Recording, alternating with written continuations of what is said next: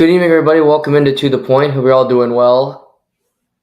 As we start the show, was planning to do this tomorrow, but then the Bills game got postponed till tomorrow afternoon, so I want to watch that live. So we're going to do it tonight. Here, a little Sunday Night Live edition, halfway through the NFL playoffs. 3 out of 6 games done in wildcard weekend. We'll recap the others on Tuesday. But I want to talk about the game so far and some other things that's happened in the world of sports over the last 48 to 72 hours. Again, if I sound bad, I apologize. For some reason, my cold has gotten worse recently. Today in particular, this cough is lingering. Oh, it's frustrating. Now, I will say I haven't taken an Advil, I haven't taken a Tylenol since I got sick because the human body is supposed to fix you. I don't really believe in taking pills. I think it's stupid, but I'll get better when I'm better. I feel fine. It's just lingering. That's the operative word. But to me, Tylenol, Advil, they're for other people. Weaker people than me, I guess. And I'm not saying I'm the strongest person in the world, but I don't need them. Because, like all of you, if you're still sticking with me after all this time, you know I'm a different kind of a cat, different breed, and so are you, because you've stuck around. And you might like me, you might dislike me, you might just want to hear when I'm wrong, which is fine too. But we're powering through together tonight. Let's have a fun show, because I'll tell you who's not having a fun time this evening, and that's Jerry Jones, who's still at the Cowboys game. And the game's not over, but we're live because guess what? The game is over. 48 to 22 for the Green Bay Packers. Woof. In Dallas, at Jerry World, and this game is over. The number 2 seeded Cowboys, the best chance they've had since 2016 maybe, to get to the NFC Championship game, something they haven't done since 1995. You get the Green Bay Packers, the youngest team in the NFL, at your home field, and you completely lay an egg. A disgusting performance. Something that is not surprising if you're a fan of the Cowboys, because the Cowboys do cowboy things. You expect something, they lose. I equate these two teams all the time because they are very similar. The Dallas Cowboys, the Toronto Maple Leafs, they are loser franchises. They are loser teams. When you expect something from them, they will fail like clockwork. And the Cowboys did that tonight. Dakota Rain Prescott, a.k.a. Dak Prescott, had 0 passing yards after the first quarter. 1 completion. It's hard to do, to be that inept. 2 interceptions in the first half, and that's not even the story. To me, the story early in the game was the play calling by Mike McCarthy and just how predictable and just how easy it was for the Packers to game plan and to do whatever the hell they wanted. On offense and defense, actually. On offense, I have this written down because it is quite something. Here's the Cowboys' first 3 possessions of the game. First down, run. Second down, run. Third down, pass. Well, that seems kind of predictable to me. Those are the first 3 possessions, first down, second down, third down. And on third down, on a couple drives, Dak doesn't throw a great pass to CeeDee Lamb. There's a drop in there. You might look, oh, that's not good. But predictable, predictable, predictable. Easy. Joe Barry knew what was coming, the defensive coordinator for the Green Bay Packers. Let's get our big package out, the first and second down. The only positive play they had was Dak escaping and scrambling for a first down. But the stupidity continued. For instance, on a drive where Dak took a sack, where if he throws the ball away, they can kick a field goal because their field goal kicker has missed 1 field goal all season long. One, Brandon Aubrey, which was blocked. So he hasn't really missed any himself. So that's the offense. Defense, let's not cover the middle of the field. The linebackers are the weakest part of the Cowboys defense. We know this. They got Micah Parsons, Dorrance Armstrong, and Marcus Lawrence to attack the quarterback. Deron Bland, who's somehow an all-pro, at corner. And Stephon Gilmore, who might be a future Hall of Famer. But if you're looking at the completed passes in this game, for the most part, it's not down the sideline. It's not where it's a man-to-man coverage and they made a great catch by Christian Watson or Romeo Doubs or others. It's Romeo Doubs in the middle of the field, wide open. Breakdowns in coverage, middle of the field, wide open, and they could do whatever the hell they wanted. 3 different catches Romeo Doubs had in the middle of the field for 20-plus yard gains. He has a career best day today, over 150 yards receiving to this point, and a touchdown. Pardon me. And it was easy. It wasn't a hard day for him. He could do whatever the hell he wanted. And again, there's no, okay, let's try to do this. There's no, oh, we see what they're trying to do.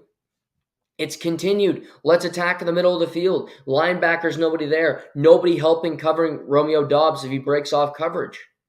No plan. No identity. And big chunk play after bigger chunk play. And the Cowboys continue to wither. No answers. No answers on offense. The reason they have 24 points in this game is because the game was out of hand. The game was over when the Cowboys settled for a field goal to begin the third quarter. Because on that drive, Jordan Love did what he did the whole game. Was dominate. Jordan Love was in his first playoff start. On the road in Dallas, Jerry World.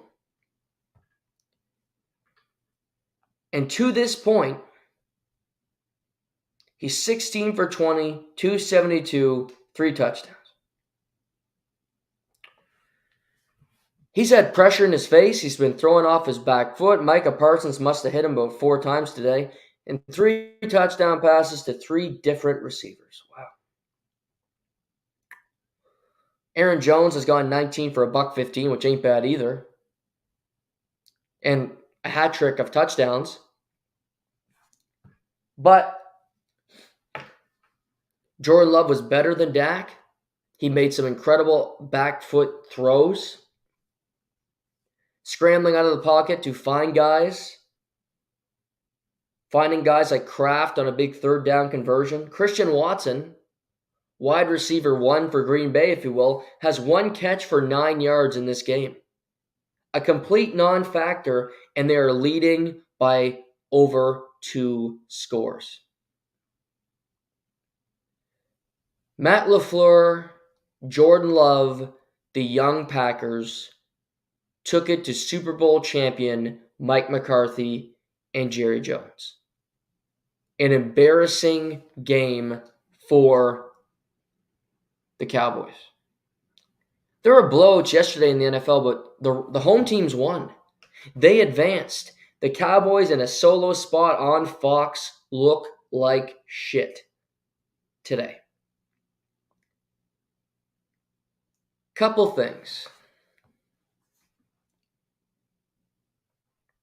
Mike McCarthy, Jerry Jones doesn't fire coaches, for the most part. He kept Jason Garrett for a long time, way longer than he should have. Old 8-8 Jason Garrett, who is still on TV on NBC somehow, and he's the way he... If he can get a job in the media, I'll never give up hope that I could maybe get a job one day working in sports. That's my goalpost. If he's still working, I'm going to keep giving it a go here. But Jason Garrett was the head coach of the Dallas Cowboys for nearly a decade. And he's had a lot of games like today where you expect to win and you lose it, or you go 8-8 and you miss. Mike McCarthy has had 12 3 12-5 seasons. Won the division twice and has never gotten to an NFC championship game. He beat the sad Buccaneers last year with Tom Brady's last legs, but that's all he's done in Dallas. So, I don't think Mike McCarthy will last past 5 p.m. tomorrow. I think he's getting fired. It goes against Jerry Jones's history, but watching Jerry Jones today, his anger, he's not going to put up with it. This was a no-show. The coaches weren't prepared. They had no answers. He'll let Dan Quinn go somewhere else, go coach the Seahawks, go coach elsewhere. But Mike McCarthy will be fired tomorrow by the Dallas Cowboys. I do think that Jerry Jones wants to hire Bill Belichick, who is available for the first time in 24 years. He wants a splash hire. He wants a guy that's won a Super Bowl running his team. Well, coaching the team while Jerry continues to run the team. And I will say, while I don't think Jerry Jones being the owner and being the GM of the Cowboys is a smart endeavor, I think for the most part over the last 25 years where they haven't won jack shit has resulted in negativity, has resulted in losses, and is one of the biggest reasons why the Dallas Cowboys haven't won a goddamn thing. But I can't say that for this season. The Dallas Cowboys have a good team. They should have won this game today. You could argue they have the better quarterback. They're more talented. CeeDee Lamb was one of the most productive players over the last 2/3 of the season, and he was a non-factor today. But they were more talented than Green Bay. They're a better team than Green Bay. But they were a second-class citizen today. We're not in the same league as the Green Bay Packers. And Jerry Jones is not going to sit with that. He is going to make an adjustment. He's going to say, I need to do something. This is the Dallas Cowboys. Mike McCarthy, you were great while you were here, but this is it. I can't do this anymore. And while I'm sure Bill Belichick would love to take the Falcons job or maybe the Panthers, I think there's something about coaching for the Dallas Cowboys as well. The NFL would love for Bill Belichick to end up in Dallas. Makes them even more of a spotlight team. I can't say he's going to be the head coach yet because I don't know if he wants to work with Jerry. But what I will say is I think Mike McCarthy is gone. Somebody else will be the head coach, whether it's Bill Belichick or not. It's a loss like today. You just can't have it. It just can't happen. They might score a touchdown here in the last 3 minutes and make it 48-30, and maybe you make yourself feel better. But those are garbage yards. That's garbage time. Nobody cares about that touchdown, about those points. They're irrelevant. They're a side note.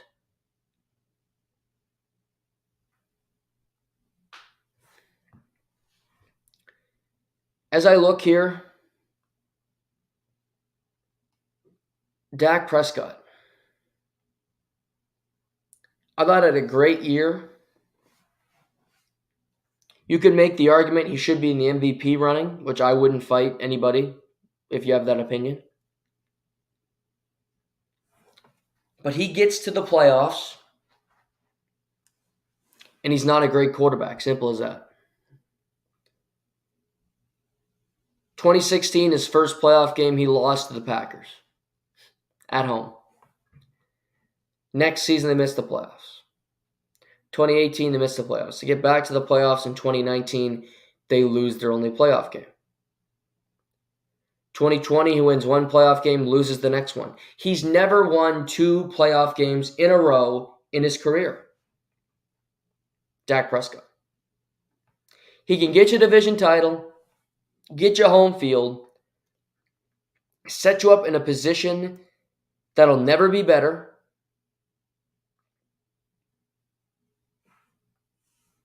But today, as I guess Dallas just scored a touchdown to make it 48-32.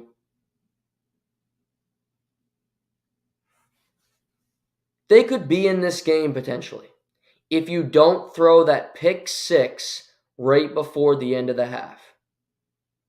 That play, Darnell Savage, pick six, is the ultimate killer. It ruins all momentum, and you can go nowhere but down. They scored a touchdown more than that. It didn't matter. It was 27-7. If you don't allow something there, 20-7, you get the ball to start the second half. You get a touchdown on that drive. It's 20-14. You are very much in the game. Anything can happen. But you give up the pick six, you're down 20 at the half. That's too much ground to make up. Those type of plays just can't happen. He's worked with Jason Garrett. Now he's worked with Mike McCarthy. The same result happens at the end of the day. They don't win.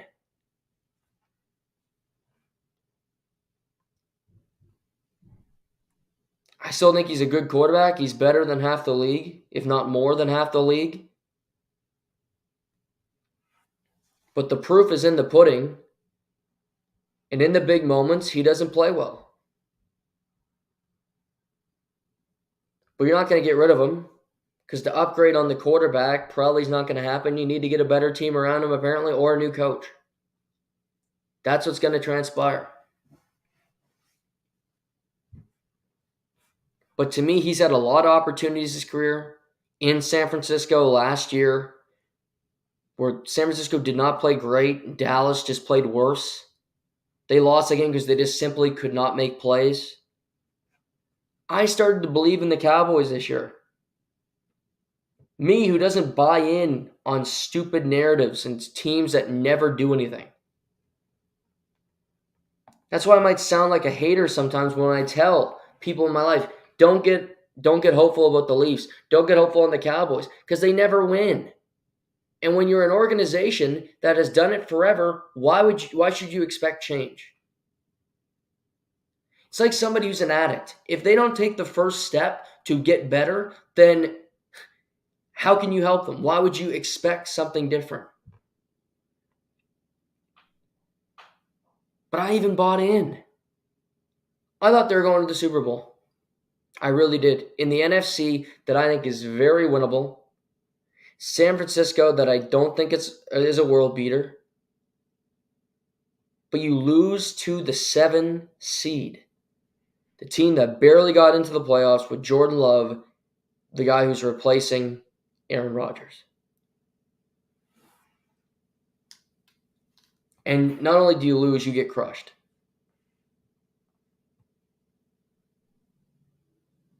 With 2:29 to play. Down 48-32.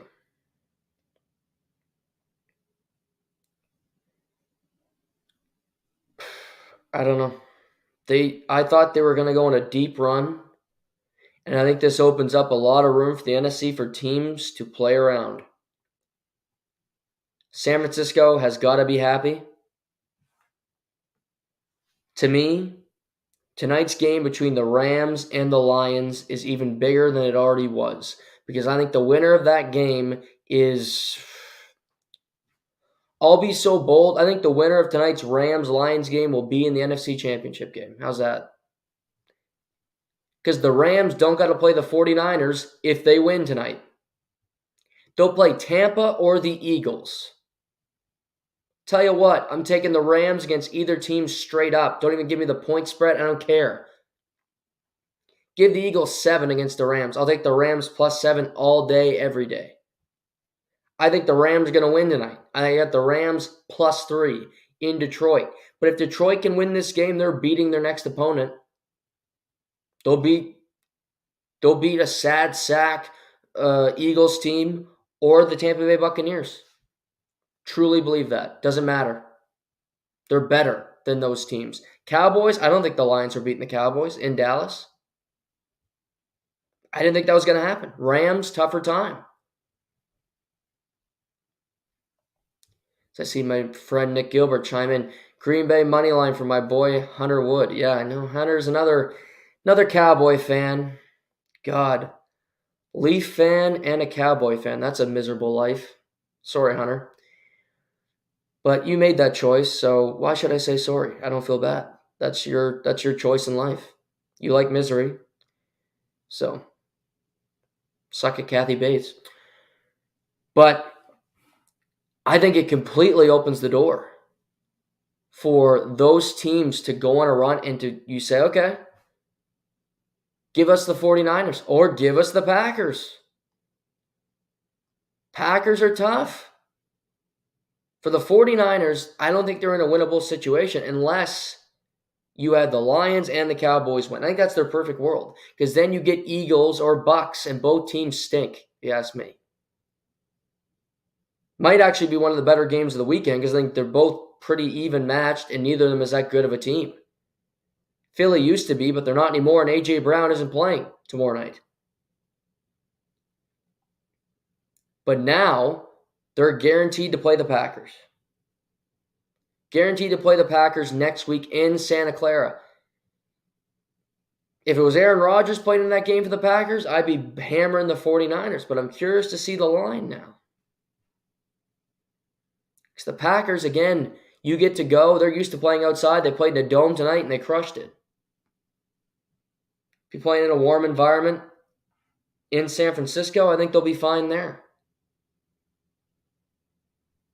I think this is a tougher road for the San Francisco 49ers. You're a 1 seed, you get a bye. You think it's great? I think it's a way tougher road than what it could have been if the favorites just win. Because I don't want to play the Rams. If I was San Francisco winning this, I don't want to play the Rams. And you're happier it's the Packers than it is the Rams. But it's a tougher game. But the Rams, to me, as they go play the Lions tonight, are a scary team. Stafford, the way he can throw it around, he's used to playing in domes. Used to playing just supremely confidently and just getting it done. Revenge game back to Detroit where he got traded to the Rams. Revenge game for Jared Goff.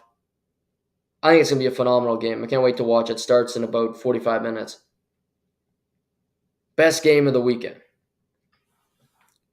But to me, it opens up the entire NFC with the Cowboys losing because I had the Cowboys going to the Super Bowl. So now I need to recalibrate. Which stupid egg on my face for banking on the Cowboys. But tonight's game, I do like the Rams to beat the Detroit Lions. And at the I would take Rams money line. But I like Rams +3. Little parlay ski, Rams +3 and Rams money line. Yes, you can do that because I've done it. Also, Sam Laporta is active for the Detroit Lions. They're all-pro tight end, rookie. He's great. Wouldn't mind taking Laporta anytime touchdown on that little parlay either. Just a thought. I'm not telling you what to do, but saying I might have done that parlay for later. Even with the injury, Laporta has been, I think, the best tight end in the NFL all damn season. Jared Goff loves throwing the football to him. And they have a great connection. But for Green Bay, Jordan Love, heck of an effort today. Best quarterback in the NFL over the last 8-9 games of the season. And that carried into today. He had 4 damn incompletions. 3 touchdowns, no turnovers. Big throw after big throw. Dominant in the red zone, didn't matter. They found a way. And again, I think they're a dangerous opponent. Because they have belief and they have nothing to lose. They were a 7.5-point underdog today. They're going to win the game outright. On the road in Dallas. Where nobody in the media, nobody in the crowd, nobody pretty much anywhere other than Wisconsin, and maybe my boy Big Sherm wanted Green Bay to win, but I don't even know if my friend Sherm's actually a Green Bay fan. Seems like a bit of a turncoat Green Bay fan to me. Seems like a weird kind of a fan. Johnny come lately, if you know what I mean. Other than people in Wisconsin, maybe him, there's nobody else that wanted Green Bay to win. And yet they did. And you're the 7 seed. You can ride this momentum. They've done it before with Aaron Rodgers. Can Jordan Love keep this going? Because we know one matchup next week. It is San Francisco hosting the Green Bay Packers. And I think it's going to be a great game. Last 2 times Green Bay's played in San Francisco in the playoffs, Green Bay lost. But those 2 times were with Aaron Rodgers. Different circumstances, different teams. San Francisco's been really the best team in the NFL since about week 7. But as I just said, Jordan Love's been the best quarterback in the NFL since about week 8. So something's got to give. Fun matchup. Lions-Rams tonight. We'll play Eagles and Bucks tomorrow. That line, let me find it for you here on the little FanDuel Sportsbook app. Don't mind if I do. NFL. The Eagles are a 2.5-point road favorite. That line's been going down all week. Went down another 0.5 point after A.J. Brown was ruled out for the game yesterday. He's also deleted all of the Eagles off his social media, which is something players are doing now. So petulant. So Gen Z. So, just stupid. But nevertheless, way to go, millennials. I like the Buccaneers plus 2.5. Houston was a home dog yesterday. They won the game outright. I think the Bucs win at home tomorrow night. Baker Mayfield riding the wave. No A.J. Brown, Devontae Smith banged up, Jalen Hurts banged up. Eagles, no confidence. Rumors swirling about Nick Sirianni. He could be another coach in the NFC East that could be fired if the playoffs don't go well. To me, the Bucs, Eagles, there's not a huge difference. A compromised Jalen Hurts, no run game, no A.J. Brown. I'm going with the Bucs plus 2.5 tomorrow night. So I like both underdogs to win. I like Bucs to win tomorrow, and I like the Rams to win tonight in the NFC. So that'd be 3 dogs winning outright in the NFC if that does happen. The Lions could easily win tonight. That's a very close game. But I'm going with Bucs plus 2.5 tomorrow. It's also Steelers-Bills tomorrow because of the snowstorm.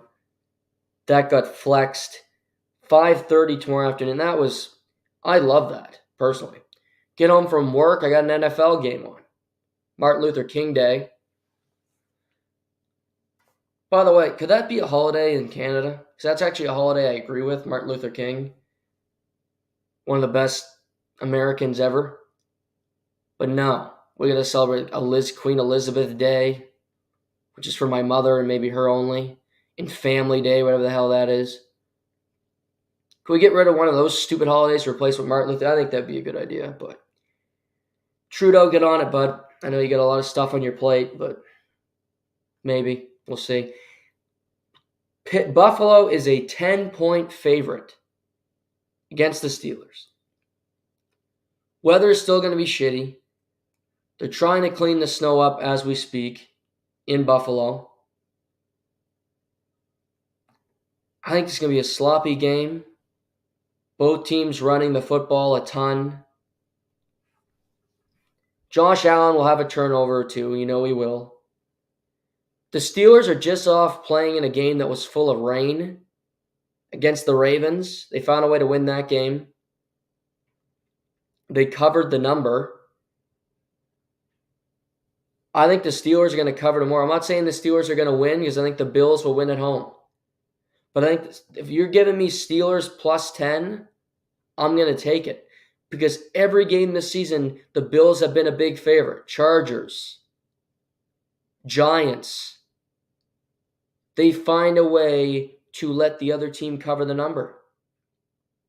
And it'll happen again tomorrow. I think Buffalo wins by at least a touchdown, but I don't think they win by 10 plus.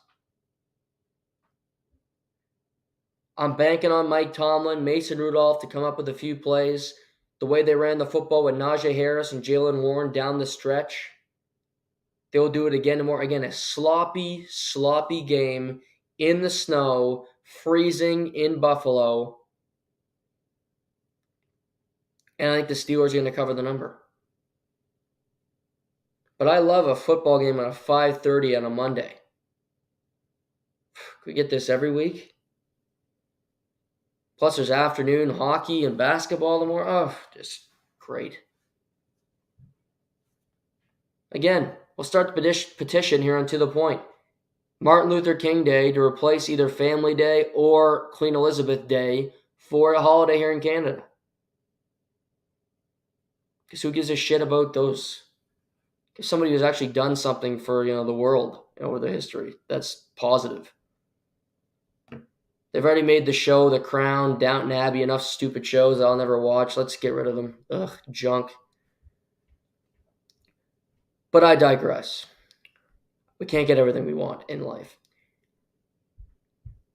Let's talk about the games yesterday.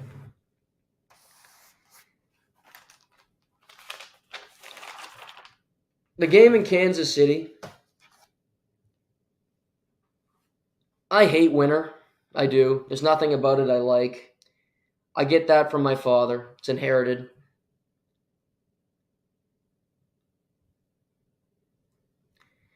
And the snow sucks. Winter, cold, ice. There's just nothing good about it.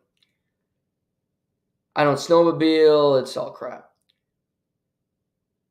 And last night's game at Arrowhead Stadium truly looked dreadful. It looked like a miserable time. Mike McDaniel, that poor bastard, he could have had more layers on, just freezing on the sidelines. Andy Reid, the veteran that he is, the legend, just basically out there doing whatever the hell he wanted. And the game kind of went the way I thought the game was going to go. The Dolphins hit one big play to Tyreek Hill, which happens once a game. And the rest of the game, nothing happened. They couldn't complete passes. They couldn't run the football. And the Chiefs, who aren't great, dominated them. Pardon me. It was a no contest. Nothing happened. And the Chiefs get a victory. And probably the biggest highlight from the game was Taylor Swift doing some dance with Brittany Mahomes. I still don't know what it is. Maybe the millennials can tell me. But they were doing some dance up in the press box and sure looked like a fun time. But the Dolphins needed to play at home. The Dolphins are not built for winter. And they played that game like I expected most Floridians or warm weather people to play in the freezing cold. It looked miserable and it looked like they wanted that game to end. And it was not close. I thought the Chiefs' game plan was solid. They ran the football with Pacheco. Rashee Rice had over 100 yards receiving in his first playoff game. Mahomes showed some stuff that could translate as we go forward, which could help the Chiefs win some games moving forward, whether it is if they go to play the Bills or if there's an upset and they get, potentially Houston at home next week, and we got to wait to see what happens with that Bills game to determine what's happening in the AFC. But the Dolphins, it's back-to-back years they make the playoffs and they don't win a playoff game.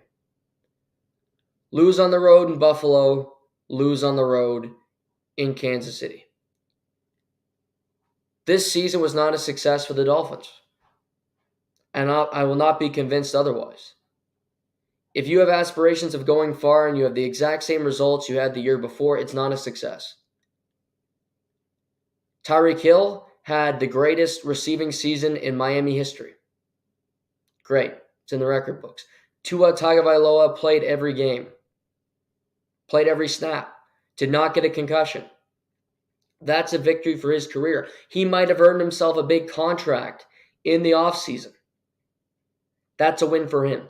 But as a team, they did not have success.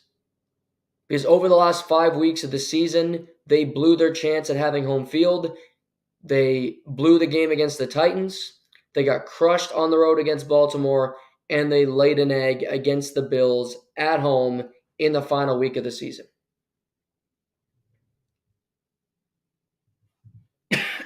Pardon me. They had control from week 10 on, and they don't play a home playoff game, and you see what happens. And you're not even close to winning a game against the vulnerable Chiefs who have looked human and average the entire season. That's a problem. That's a big problem because that tells you you were never there to begin with. If you're a team that has to play at home, that you need to be in a certain location to win, you are not truly a threat. You're not a Super Bowl contender. You're not a great team because you need everything to go your way for it to be successful. Tom Brady won in Gillette. He won in a dome. He won on the road. It didn't matter. He found a way to win. Joe Montana found a way to win. Patrick Mahomes, he's going to prove it this year. Can you win games outside of Arrowhead Stadium? Because in all likelihood, he's going to have to win a game in Buffalo next week to advance to an AFC Championship game. But it has to be Miami. It has to be perfect. It has to be a dome. You can beat all the bad teams in the world. But when you get to play a good team and it's freezing cold outside because it's January, that's when the going gets tough. That's when you separate the men from the boys and you see what happens. Tua's a good quarterback. He is. Mike McDaniel's a good coach. As I talked about last week, one of the best coaches in Dolphin history already. For what he's done, his innovative offense. And despite the fact that he looks like he reads 80 books a day and he's a nerd and he wouldn't know anything about athletics, he knows what he's doing. But I think if you're Mike Greer, who's the GM, I think you got to look at your team and go, our style, our team does not travel and it does not translate to every type of situation. We go on the road, we lose. We get in the freezing cold, we lose.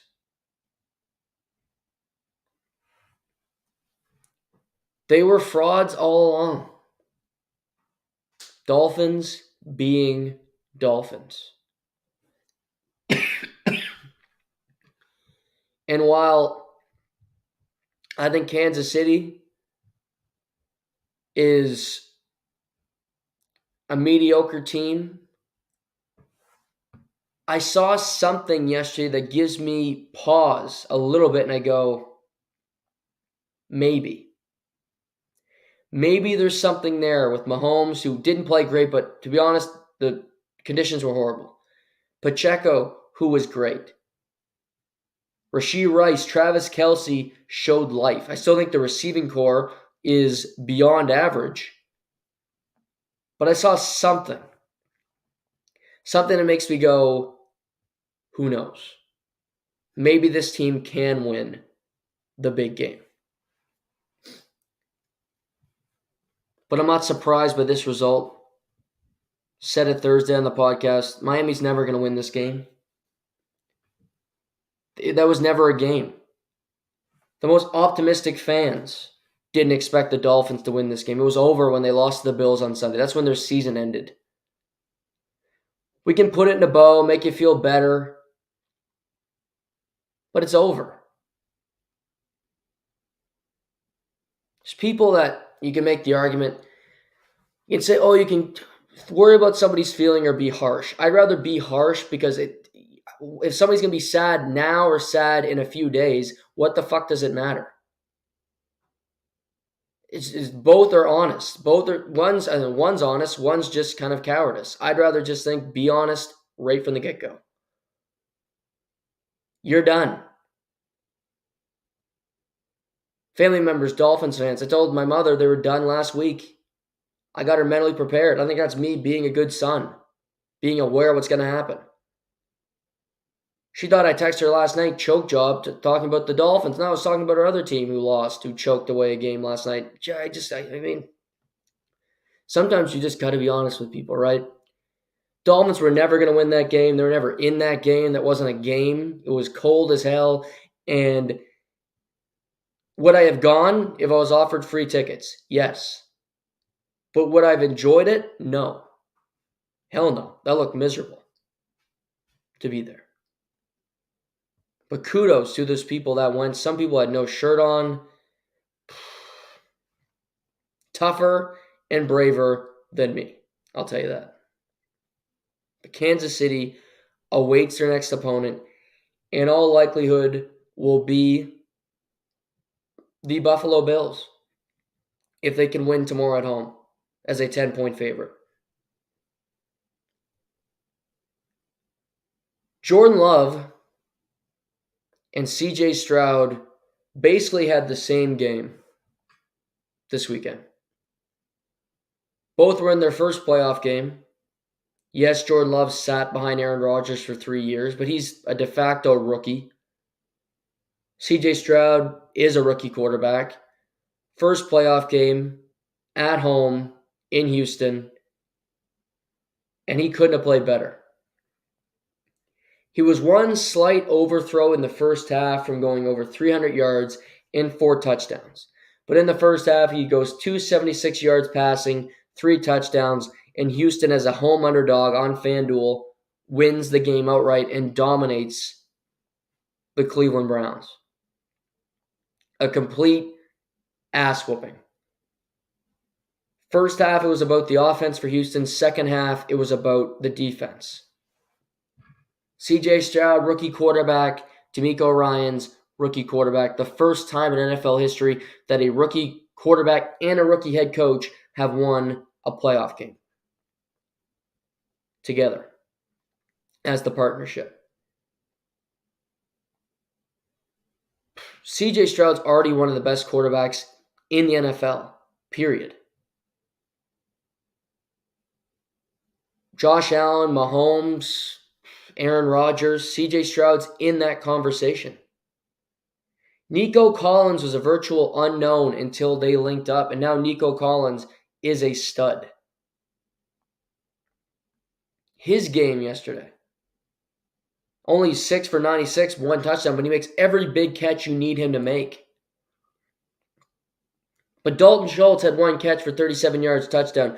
Brevin Jordan, 1 catch for 76 yards and a touchdown. Singletary on the ground. John Mechie, the Canadian, who had cancer, missed all of his rookie season, had 3 catches for 44 yards. Cleveland's defense, which was their calling card all season long, had no answers. Big play after big play in the air, massive yardage, hole after hole, and CJ Stroud just continued to make the throws. And while Cleveland did enough on offense in the first half to keep it a 10-point game, to keep it 24-14, in the second half, Joe Flacco, which was a great story, but over his career, he was known for throwing interceptions. He threw 2, and he threw 2 pick sixes. Other than those 2 interceptions, I thought he played pretty well. Njoku made some big catches. He threw a touchdown to Kareem Hunt. Kareem Hunt had 2 touchdowns in the game. But Houston's defense started to get to him, started to hit him, get some sacks, pressure on 3rd and 4th downs, which got them off the field. And Houston wins a playoff game that I don't think anybody expected them to. Seeing a home dog, I had to bet on Houston. But they're kind of in the same situation as Green Bay, and it's weird because they're the 4th seed. They won a division, they had a home playoff game, but they're a team with nothing to lose.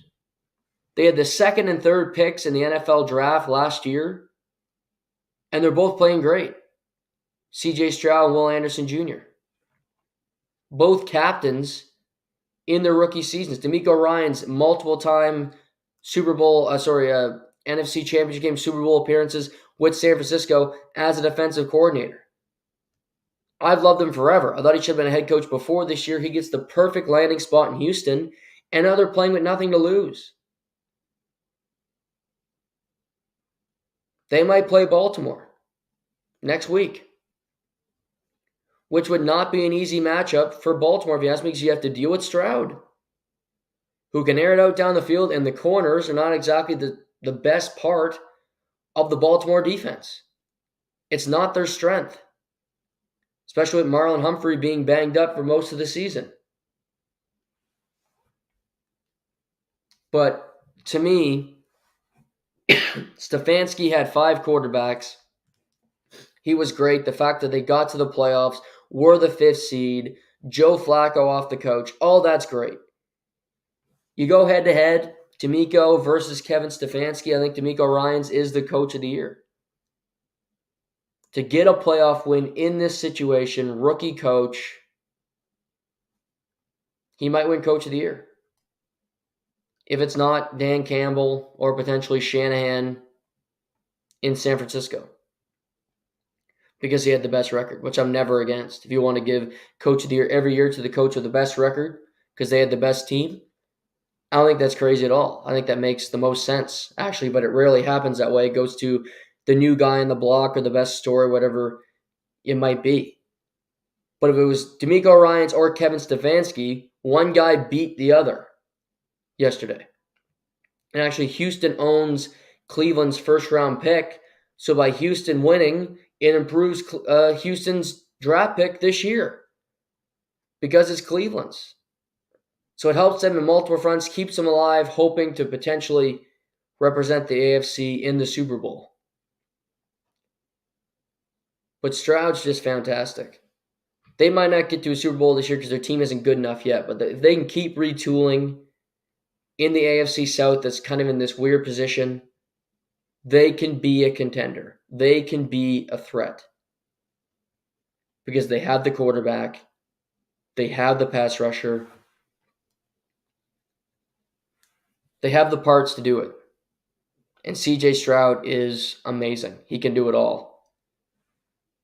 And Nico Collins is going to be earning himself some money in the offseason as well because he does it week in, week out for the Houston Texans, making big catch after big catch.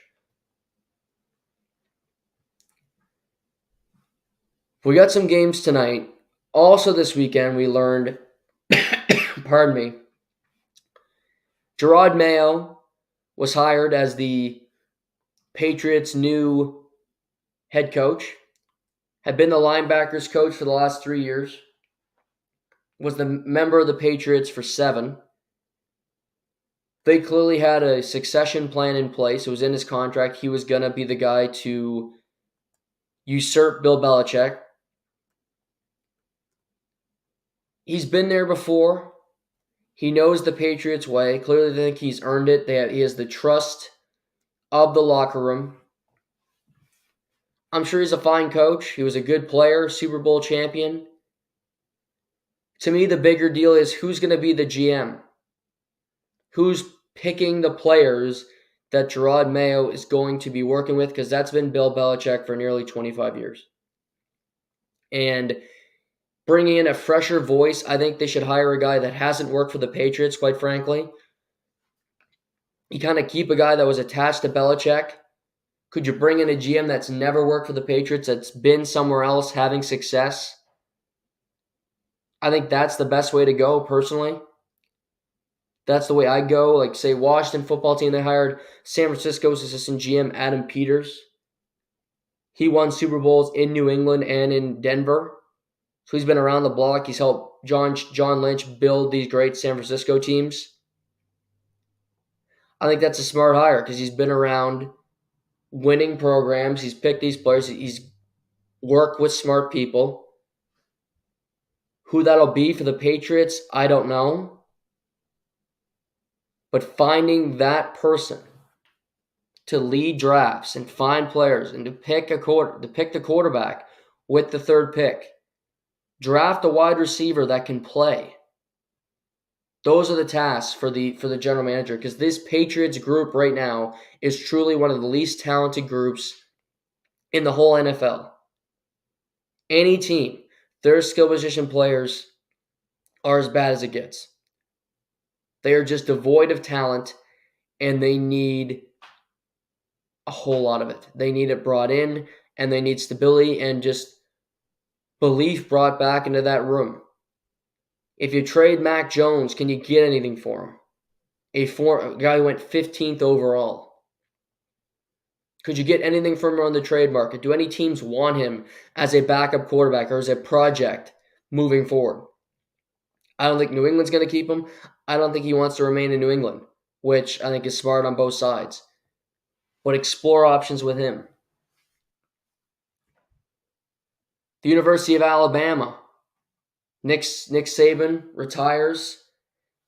They have hired Kalen DeBoer, who is formerly the head coach at Washington, who was in the national championship game on Monday. He's won over 100 games in college football. I believe he's 110-12 overall in all his stops. He's coached at Fresno State. He's coached at Washington. Went undefeated until the national championship game this year. I don't know how attractive this job is going to be. I think it's a really tough position to come in. We see Jalen Milroe, who obviously is Alabama's starting quarterback. He's entered the transfer portal. He's leaving. Isaiah Bond, Alabama's top wide receiver, has entered the portal, and today he's committed to join the University of Texas. And most of them are saying they are leaving because Nick Saban's retired. It's not the same coach. They don't know what DeBoer is like and what it's going to be. He needs to find a new quarterback. He needs to find new skill position players through the portal. He's been successful at Washington. But, it's not Nick Saban. It's a whole new world. You're in the SEC. You're competing with Georgia. You're competing with Lane Kiffin, with Texas now, who always seems to land great transfers like they got in Adonai Mitchell last year, who transferred from Georgia to Texas. So, coaching in the Pac-12 is one thing, and recruiting to the Pac-12 is one thing.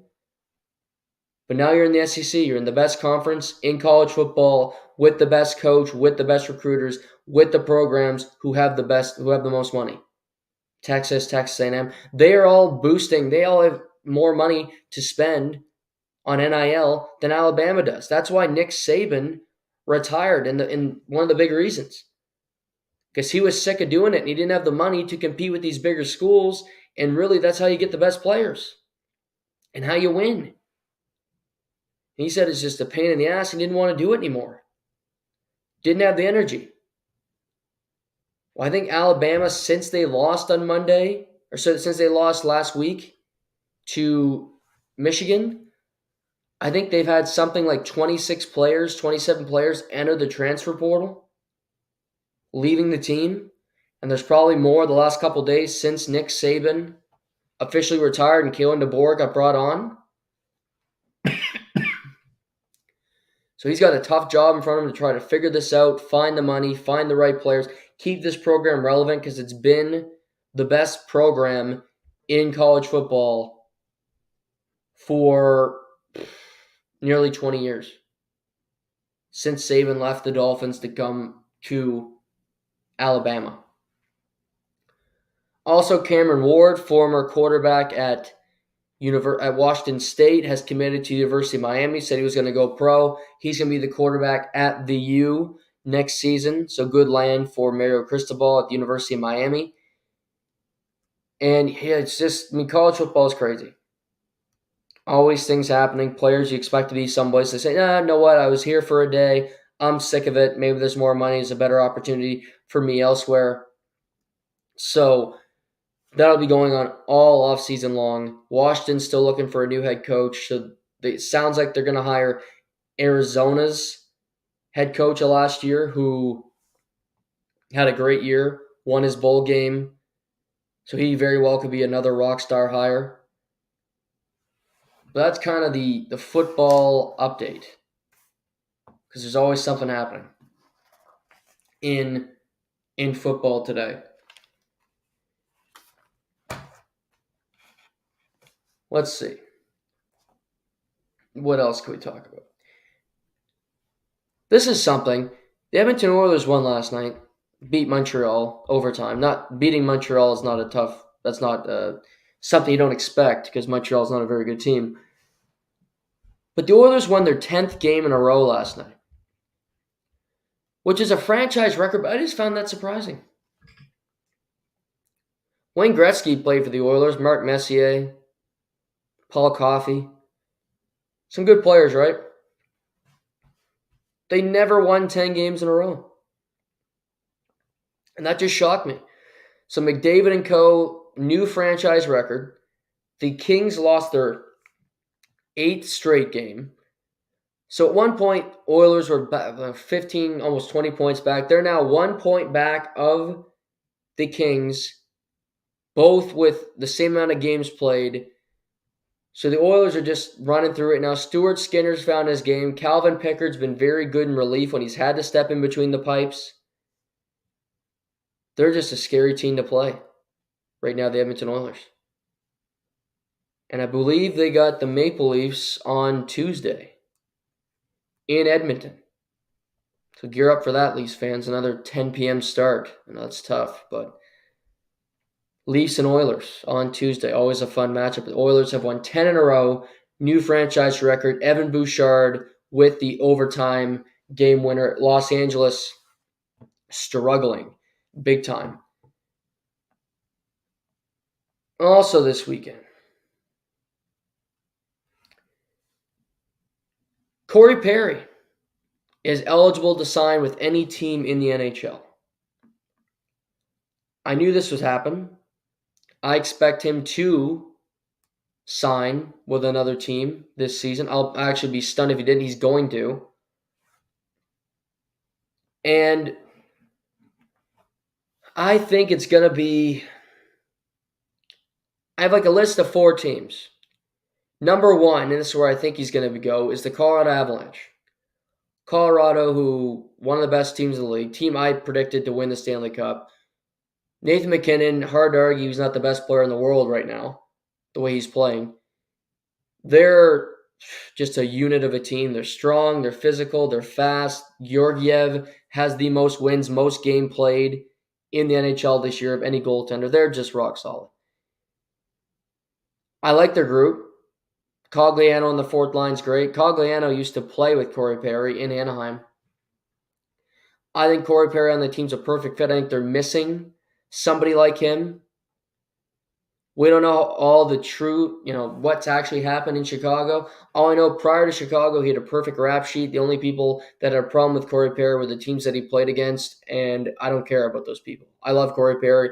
He had 9 points in 16 games on one of the worst teams in the league to start the season. He will be signed. He's team number 1. Team number 2, Toronto. Toronto could have signed him for league minimum before he went to Montreal.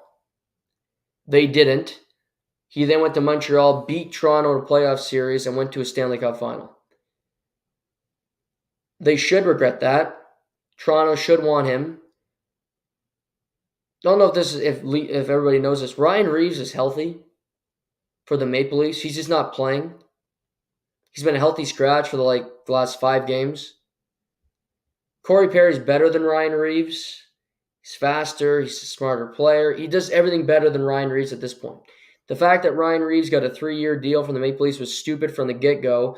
And, okay, you can eat it in the minors or you can buy him out in the offseason.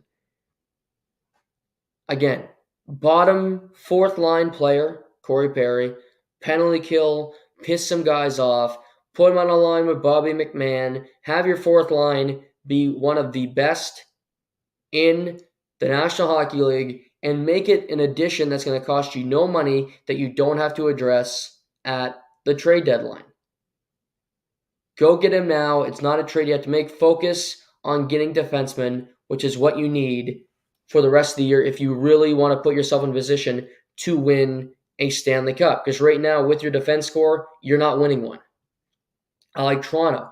Number 3, I still think Tampa would be a fit if he has interest in going back, if they want to bring him in.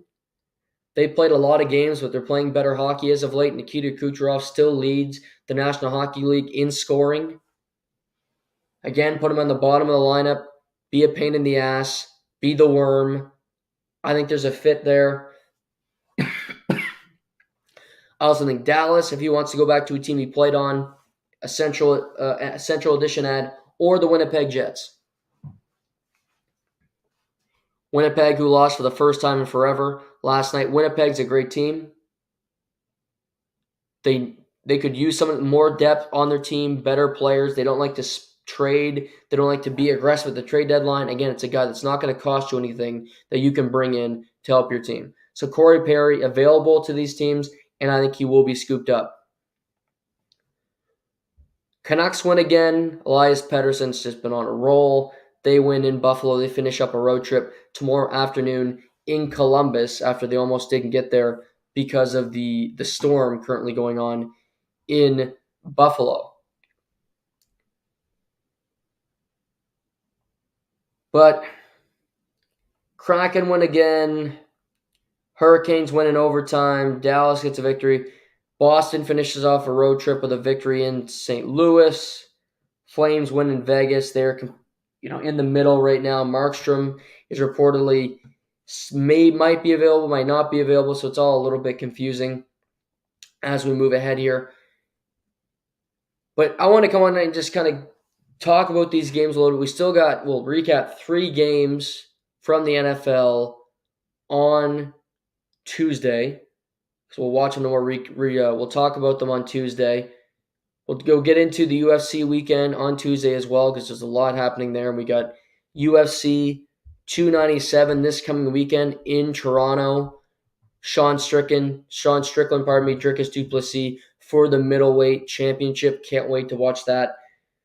So we'll be back on Tuesday. To all the Cowboys fans, sorry. I didn't even see this coming. But maybe you'll get a new head coach that's a multiple-time Super Bowl champion by the end of the week. Maybe. Thank you guys for tuning in. Appreciate the support. I apologize for the voice, the cough. But hopefully we'll be better on Tuesday. Until then, take care. Just to the point.